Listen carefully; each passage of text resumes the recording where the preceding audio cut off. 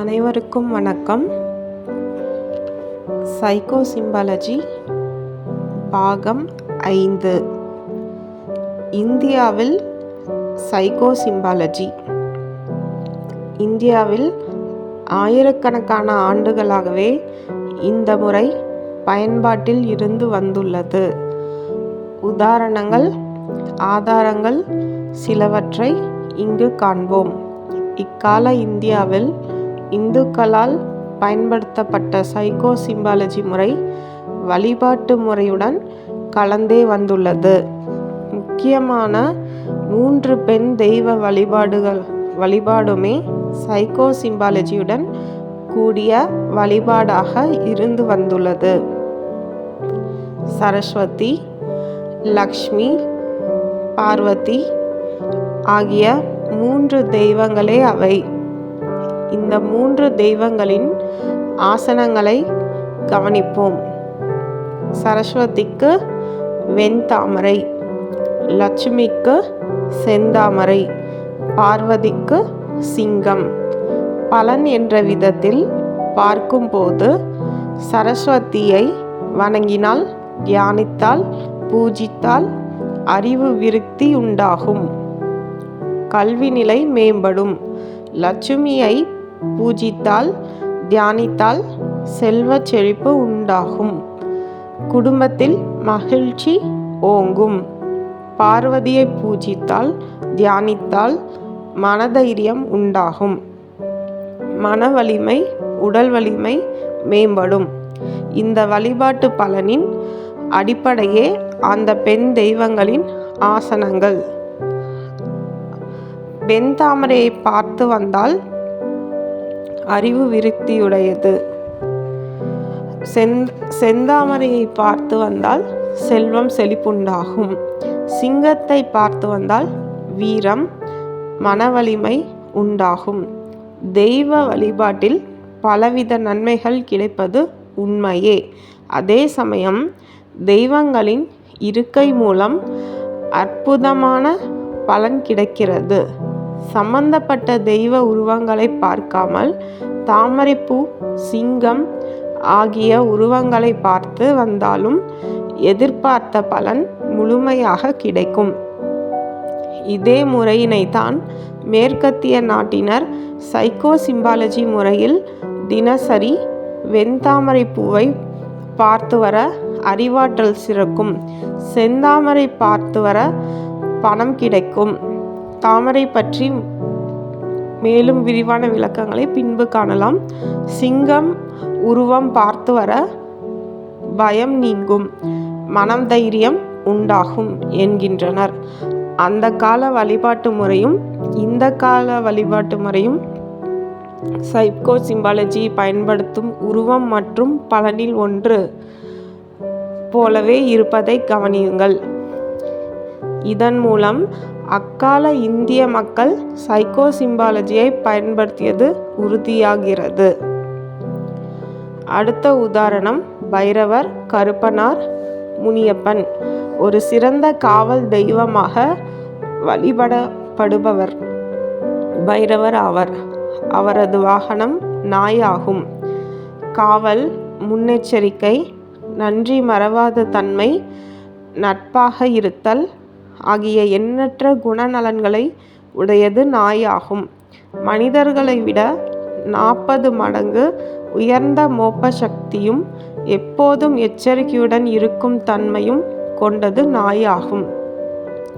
காவல் தெய்வமாக வணங்கப்படும் பைரவருக்கு வாகனமாக நாயினை அக்கால மக்கள் அமைத்தது எவ்வளவு பொருத்தம் என்பதை கவனித்து பாருங்கள். இது மட்டுமல்லாமல் ஒவ்வொரு ஊரின் எல்லையிலும் அமைக்கப்படும் முனியப்பன், எல்லைச்சாமி, கருப்பனார் ஆகிய காவல் தெய்வங்களுடனும் நாயினரது உருவம் அமைக்கப்படுகிறது. ஆக காவல் என்று எங்கு குறிப்பிட்டாலும் அங்கு நாயினது உருவத்தை, சிலையை அமைக்கின்றனர். இதே முறையினைத்தான் சைக்கோசிம்பாலஜி அடிப்படையில் எகிப்தியர்கள் அனுபிஸ் என்ற பெயரில் பயன்படுத்தியுள்ளனர். அனுபிஸ் என்னும் நாயின் உருவத்தை பாதுகாப்பு, முன்கூட்டியே எச்சரித்தல், இராஜதந்திரம் என பலவற்றுக்கு பயன்படுத்தியுள்ளனர்.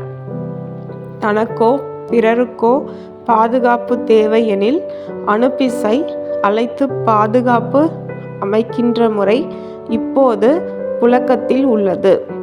அதேபோல் பைரவரை பூஜை செய்து தனக்கோ பிறருக்கோ பாதுகாப்பாக இருக்க செய்யும் முறை இந்துக்களின் பூசை முறையில் இன்றும் உள்ளது. நாயுருவத்தை பார்த்து வருவதால் உண்டாகும் நன்மைகளை ஆதாரமாக கொண்டதே இந்த முறைகளாகும். ஆஞ்சநேயர், ராமதூதர், மாருதி வழிபாடு தடைகளை நீக்கி உயர்வடைய வழிவகுப்பதாகும். மேலும் ஆஞ்சநேயர் என்றதும் அவர் வானர படையை வழிநடத்தியது உடல், மனபலம், புத்தி கூர்மை, பெருந்தன்மை, விசுவாசம், உயிர்களிடம் இரக்கம் ஆகியவை நினைவுக்கு வரும். ஆஞ்சநேயரை வழிபட்டால், தியானித்தால் இத்தகைய நிலை தியானிப்பவர்களுக்கும் கிடைக்கும். இதே பலன்களை மனித குரங்கு படத்தினை உருவத்தினை பார்த்து வருவதால் கிடைக்கும் என மேற்கத்திய நாட்டு மக்கள் கூறுகின்றனர். ஆக ஆஞ்சநேயர் வழிபாட்டிலும் சைக்கோ சிம்பாலஜி அடிப்படை உள்ளது. கூர்ம அவதாரம். அமுதம்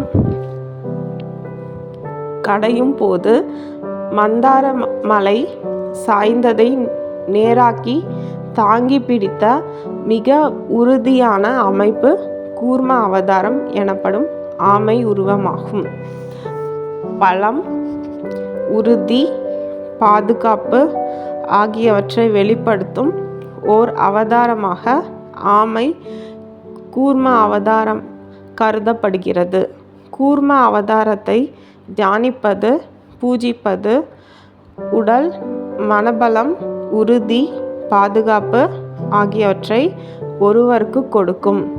இதையேதான் சீனர்களும் வேறு சில நாட்டு மக்களும் ஆமையை தினசரி பார்த்து வந்தால் ஏராளமான நன்மைகள் கிடைக்கும் என கூறி பயன்படுத்தி வந்துள்ளனர். காமதேனு, கோமாதா பசு விருப்பங்களை நிறைவேற்றி தரும் அற்புத சின்னமாக சீனர்கள் பசுவை கருதுகின்றனர். அனைத்து தேவைகளையும் நிறைவேற்றி தரக்கூடிய காமதேனுவின் உடலாக இருப்பது பசு ஆகும். அதே சமயம் சகல விதமான தெய்வங்கள், தேவர்கள், முனிவர்கள் அனைவரும் வாசம் செய்யும் இடம் பசுவாகும். ஆகையால் பசுவை வணங்குவது சகலவித நன்மைகளையும் தரும். இதையே உலகின் பல்வேறு இன மக்களும் பௌத்த மதத்தினரும் பயன்படுத்தியுள்ளனர். இன்னும் இதுபோல யானை, குதிரை, மான், மயில், சேவல், பருந்து, மீன், பாம்பு, ஆடு போன்ற உயிரினங்களையும் சூரியன், சந்திரன், சுக்கிரன், பஞ்சபூதங்கள், நீர், நிலம், செவ்வாய், அங்காரகன், காற்று, வாயு பகவான், ஆகாயம், அக்னி பகவான், நெருப்பு, பரவெளி என பலவித சின்னங்களை தெய்வ வழிபாடாக இந்தியாவில் பயன்படுத்தி வந்துள்ளனர். அவற்றை உலகெங்கும் பல்வேறு இனத்தைச் சேர்ந்த மக்களும் பயன்படுத்தி வந்துள்ளனர். சில இன மக்களிடையே அந்த முறைகள் இன்றளவும் பயன்பாட்டில் உள்ளது. அவற்றை ஓரளவு விரிவாக பின்வரும் பகுதிகளில் பார்க்கலாம். கவனமாக ஊன்றி படித்து பயிற்சி செய்து வேண்டிய பலன்களை விரைவில் அடைந்திடலாம். நன்றி.